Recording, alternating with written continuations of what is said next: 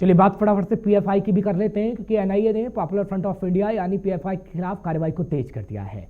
इसी कड़ी में आज एनआईए ने केरल में एक 756 ठिकानों पर छापेमार कार्रवाई की है। इसमें पीएफआई के कई मेंबर्स के घर भी शामिल हैं। बताया जा रहा है कि प्रतिबंधित होने के बाद पीएफआई अन्य अंतर्राष्ट्रीय आतंकी संगठनों के संपर्क में इस वक्त है, जिसके जरिए फंड जुटाने की कोशिश की जा रही है। इसी को लेकर हमारे संवाददाता केशव मोहन मिश्रा ने बीजेपी विधायक अजय महावर से बातचीत की है, आपको भी सुनवाते हैं।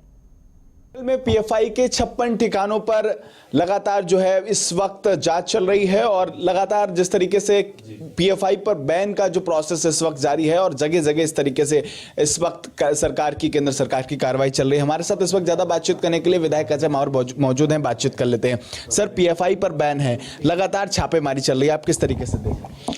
देखिए, मुझे जहां तक मैं समझ पा रहा हूं, पीएफआई एक देशद्रोही संस्था है और इस पर बैन होना ही चाहिए। और इन लोगों ने देश की अस्मिता के साथ खिलवाड़ करने का हमेशा काम किया है। बहुत सारे ऐसे कारण हैं, आपको मिल जाएंगे, जिसमें कि ये प्रमाण मिलता है कि ये लोग हमेशा ही देशद्रोही, देश को तोड़ने वाली गतिविधियों में शामिल रहे हैं। और मुझे लगता है कि इन पर बैन भी होना चाहिए, इस पर सख्त कार्रवाई होनी चाहिए। और जो छापेमारी हो रही है उससे कहीं ना कहीं और गहरे, बड़े और गंभीर सबूत मिलेंगे।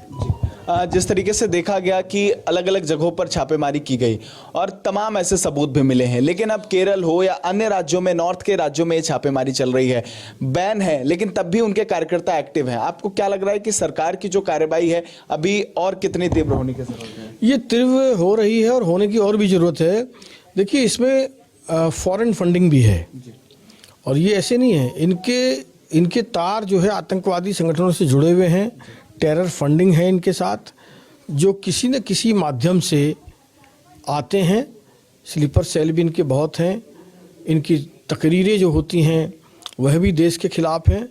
मुझे लगता है कि जितना भी बड़ा संभव हो, इनकी साथ इंक्वायरी भी होनी चाहिए, इन पर बैन के साथ साथ इन पर गंभीर प्रहार होने चाहिए। सर, जिन जगहों पर पिछली मर्तबा जो जांच हुई थी उसमें निकलकर सामने आया कि पीएफआई लगातार तमाम ऐसे देश है जिनसे फंडिंग ले रही है, आतंकवादी गतिविधियों में शामिल है। एक पार्टी इस तरीके से कहीं ना कहीं एक जात विशेष के लोगों को भड़काने का काम कर रही है। आपको क्या लगता है कि लोकतंत्र में कितना ये सही है?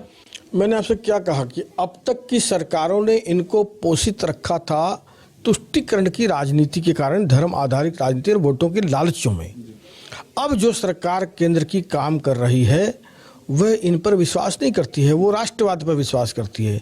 इसीलिए ये एक्शंस आपको दिख रहे हैं, इसीलिए जाकिर जैसे लोग भागते नजर आ रहे हैं और इसीलिए पीएफआई बैन होकर के जो इनका हवाला के माध्यम से हो या और किसी माध्यम से टेरर फंडिंग हो रही है, उस पर जो शिकंजा सरकार ने कसा है और इनकी जो गिरफ्तारियां हो रही हैं, मुझे लगता है ये सारे कदम देश हित में हैं और देश के नागरिकों को इसका सम्मान करना चाहिए और देश के नागरिकों को प्रधानमंत्री और केंद्र का धन्यवाद करना चाहिए। बहुत शुक्रिया सर, हमसे बातचीत करने के लिए। हमारे साथ बातचीत कर रहे थे विधायक अजय महावर। सहयोगी चिराग के साथ केशव मोहन मिश्रा, JK24 7 न्यूज।